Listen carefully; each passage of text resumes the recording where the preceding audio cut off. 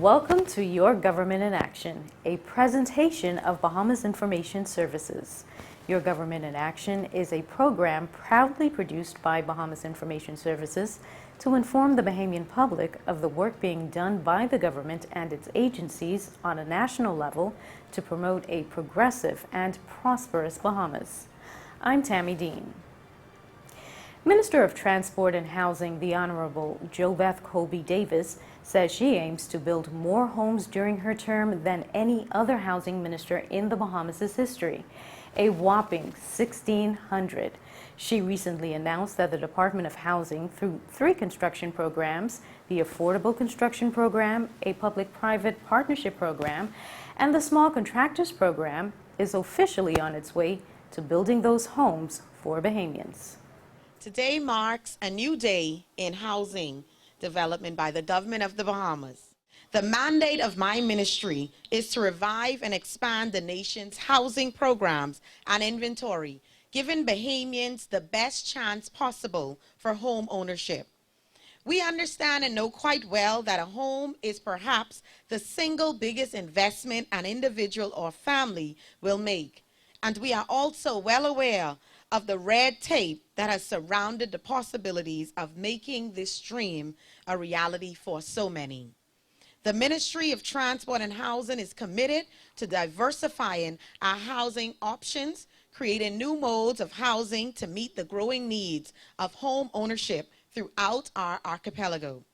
Minister Colby Davis says a number of private organizations have come on board and partnered with officials to ensure the Davis administration's affordable housing construction program is a success, and she points out that the programs combined offer potential homeowners a variety of options. Further, we are very pleased and satisfied with our public-private partnership program. In fact, we are delighted that a number of private organizations have come on board and partnered with us to ensure the government's affordable housing construction program is a success. What's interesting is the variety of options we now have as part of the housing program. There will be private sector partners who will be developing entire subdivisions, which includes putting in all necessary infrastructures and building a significant amount of homes. This is important as it will remove the financial burden to the government by basically reducing the financial risk associated with the development of a subdivision. Additionally, we are pleased to have identified partners who will build houses in areas where the government would have put in the entire infrastructure. They too will be bearing most of the financial risk, as they will also be using their own funds to build homes. With these 3 construction programs in operation, it will allow us to be able to offer houses to a wide range of applicants whose qualifications vary in levels.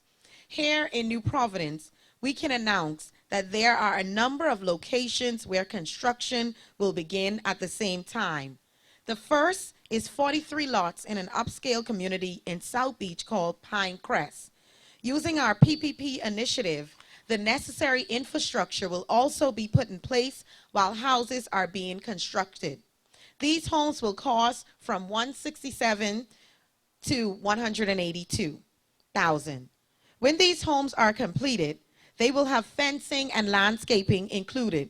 The floor plan design includes 3 bedrooms and 2 bathrooms, and 2 bedrooms and 2 bathrooms in 3 different models.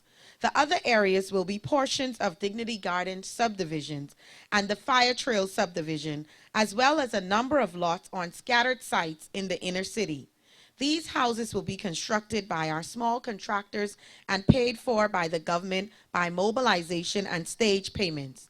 The cost of the houses on these lots will range from $110,000 to $160,000.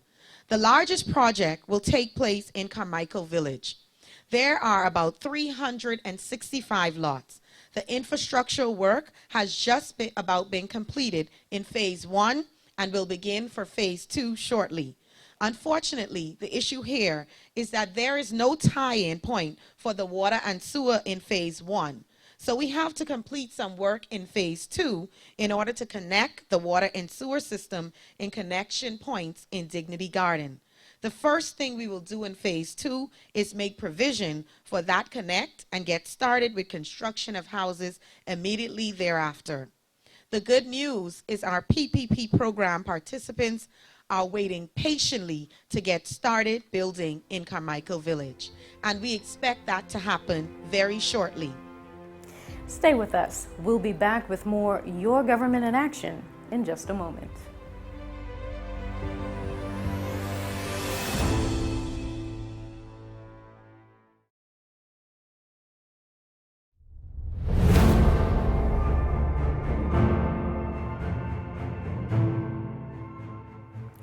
Welcome back. Newly appointed ambassadors and the High Commissioner recently received their instruments of appointment from Governor General His Excellency the Most Honorable Cornelius A. Smith during a formal ceremony held in the New Providence Room at Bahamar Resort.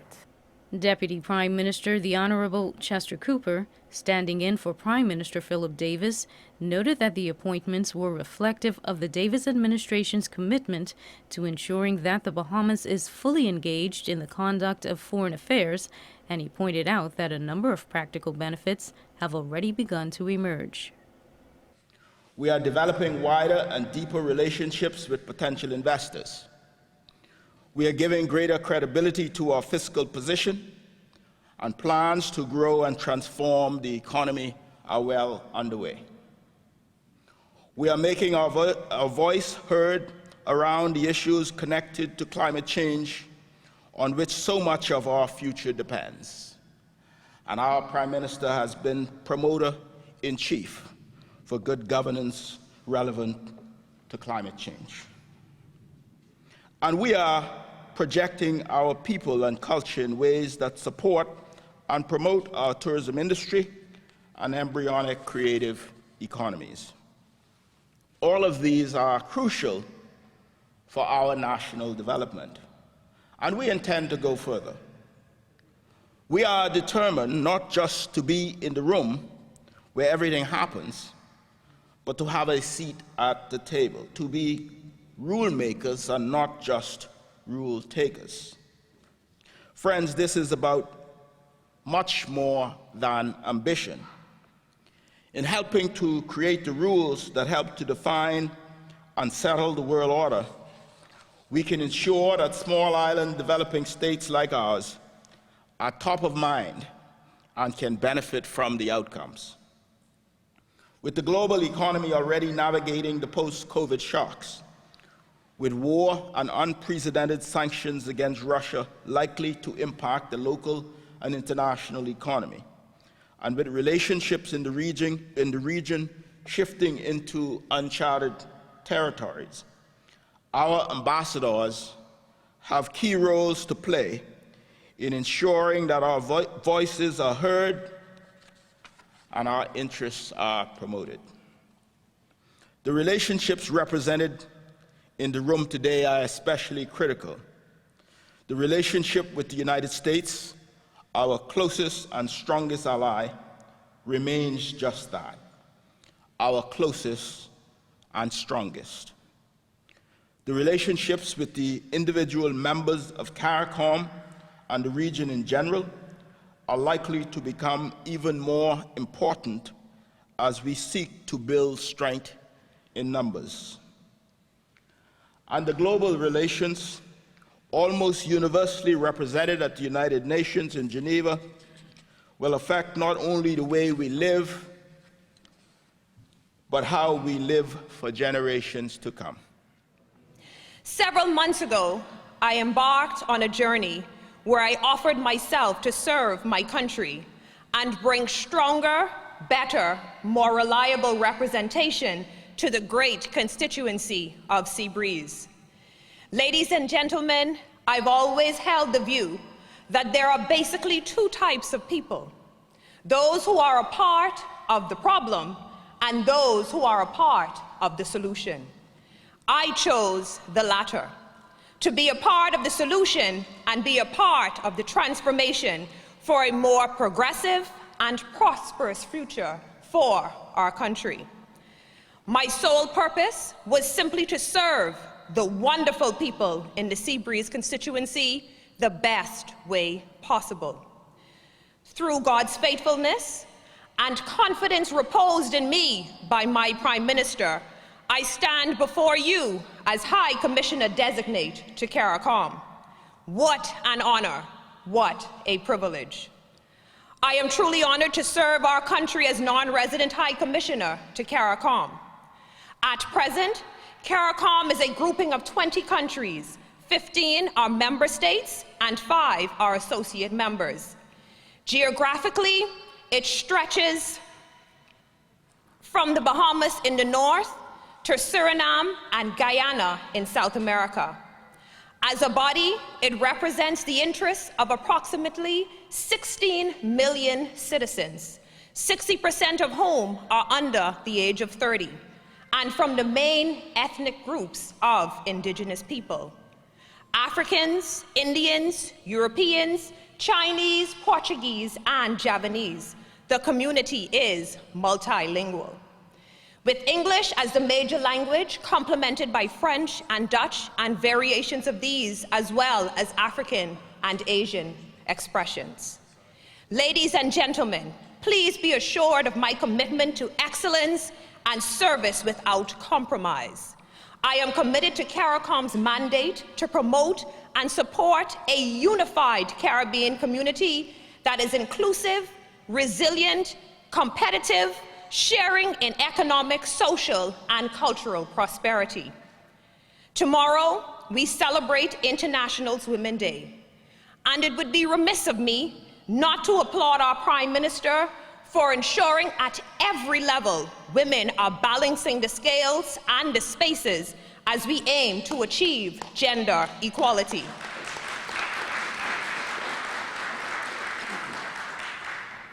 As one of the Magnificent Seven, and now the first woman to serve in the capacity of High Commissioner to CARICOM, I am truly honored. I am also challenged to ensure, as the door has been opened for me, I hold it open for more women to serve and more women to lead. Over the last few months, I've received warm expressions from countless Bahamians upon their learning of this appointment. I wish to sincerely thank them all. I also wish to thank my dear family members and friends for their support as I undertake this very important assignment. The Bahamas occupies a unique position in this region of the world. We are a third border of the United States. As goes their economy, social, political, and economic circumstances, so goes ours. They live in our neighborhood, and we are best friends. This has been proven over many years in many initiatives. Unlike those other countries in the neighborhood, the Bahamas is on the doorsteps of the United States.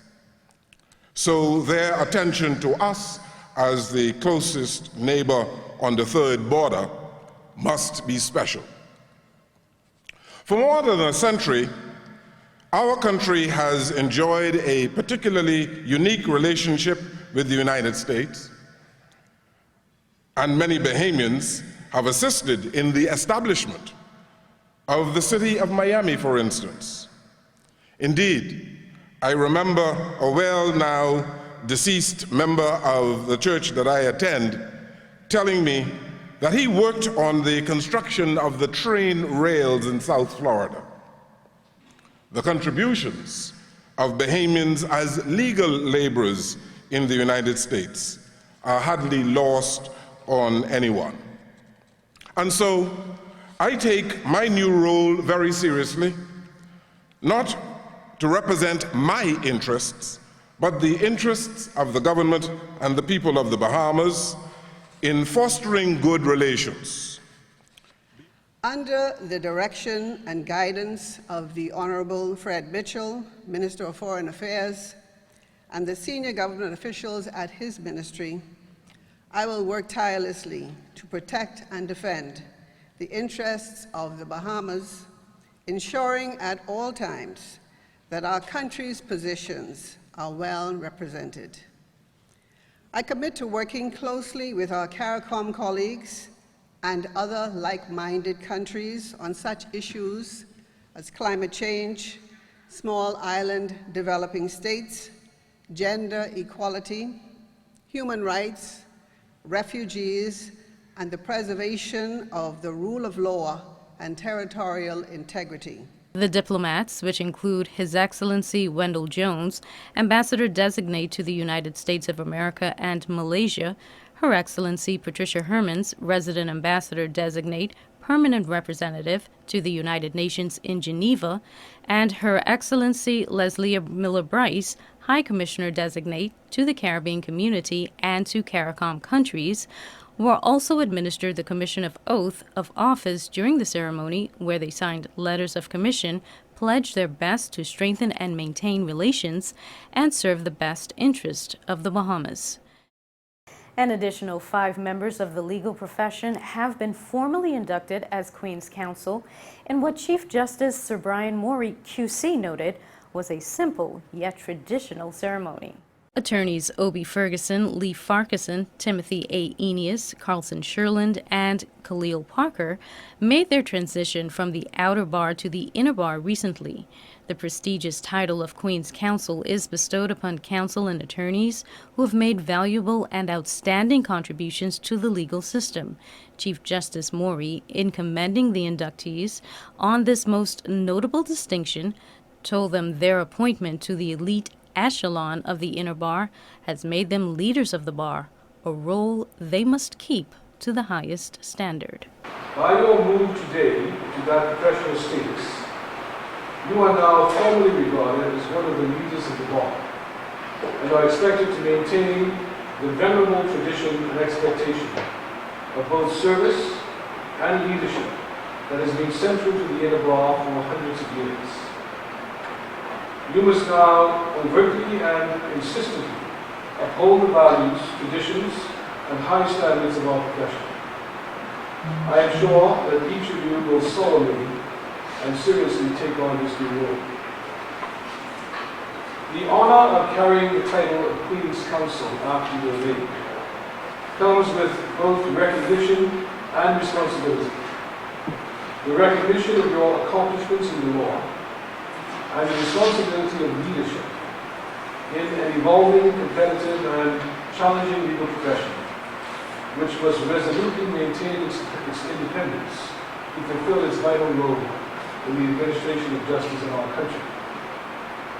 My message to you, as you now wear the silk robe and full-bottomed wing of Queen's Counsel, is to accept the responsibility and duties of your appointment in equal measure as you enjoy the recognition that comes with it.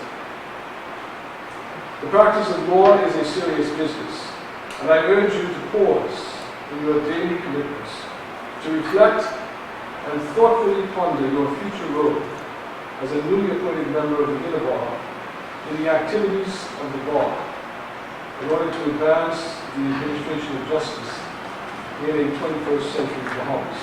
Chief Justice Morey told the inductees, as they accept the responsibility and duties of their appointment, they must do so in equal measure as they enjoy the recognition that comes in tow. The practice of law is a serious business, and I urge you to pause in your daily commitments to reflect and thoughtfully ponder your future role as a newly appointed member of the inner bar in the activities of the bar in order to advance the administration of justice in a 21st century Bahamas. I trust that your move from the outer bar to the inner bar will be accompanied by a renewed and enlivened commitment to the highest ideals and aspirations of our noble and honorable profession.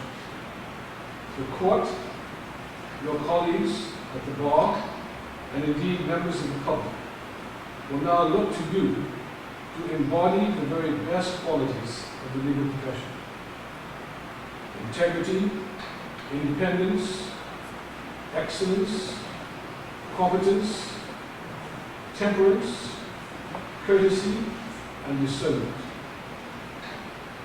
I urge you to be generous with your time in public and community service and in mentoring younger lawyers as you make a contribution to the growth and development of our country and all of those around you. Ferguson, Farquharson, Eneas, Sherland, and Parker are among a total of 16 persons recommended by Prime Minister Philip Davis, QC. At the time he first announced the appointments back in December, he noted that this honor, the highest in the legal profession, is bestowed upon those appointed in recognition of the long years of esteemed counsel and service in the administration of justice in the Bahamas. Attorney General Ryan Pinder and past Senate President Sharon Wilson were also among the 16 legal professionals now named Queen's Counsel. More Your Government in Action after this break.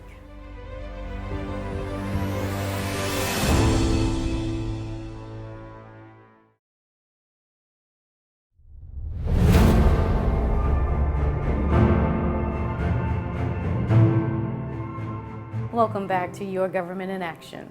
The next two stories we want to share are sort of feel-good stories of empowerment, and they happen just in time for International Women's Day, which was celebrated Tuesday, March 8th. Past and present government officials spanning several administrations came together recently to celebrate a momentous feat for a Bahamian icon. Pauline Davis, multi-Olympic champion, whose Olympic achievements include 2 gold medal wins, continues to blaze trails as she recently released her memoir, a 304-page book titled Running Sideways, which gives readers a look at Davis's humble beginnings and how she was able to overcome a number of obstacles throughout her life to make a most valuable contribution to the national development of the Bahamas through sports. An official ceremony for the release, which featured a book signing by the former sprinter on the observance of International Women's Day, was held at Goodman's Bay Beach, where she spent many early mornings training. Affectionately known as the Bahamas' original Golden Girl, Davis, without giving too much away, said she felt compelled to tell her story so that no other Bahamian athlete would have to go through the mental hardships and agony she endured throughout her long and remarkable career. My role by telling my story is to encourage others, especially the young Bahamians and especially those that are not born yet, that much is achieved through hard work, dedication, and commitment. Among her many noted accolades, Davis has also made a name for herself in sports administration, elected as the first woman of color to the World Athletics Council, serving for 16 years before being named an honorary member for life. She has also been named by the Council as the face of equality in women's sports for the year 2022. The book, which has been praised by Publishers Weekly, can be found on Amazon.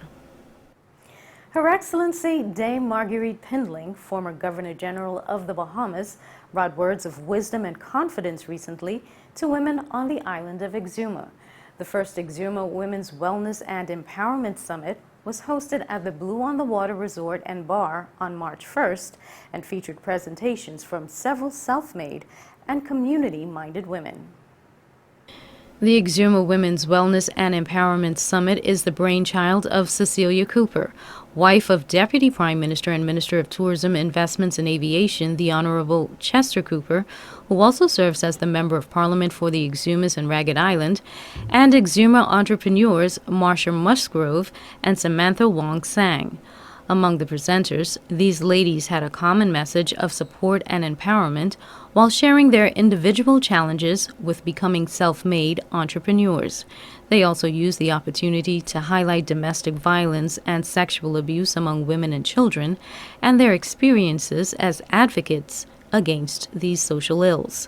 The event, dubbed a deliberate meeting of the minds by Cooper, was a showcase of partnerships among the key stakeholders for the holistic advancement of women, not just on Exuma, but everywhere in the Bahamas. That's it for this week of Your Government in Action. Thank you for joining us. I'm Tammy Dean. See you again next week.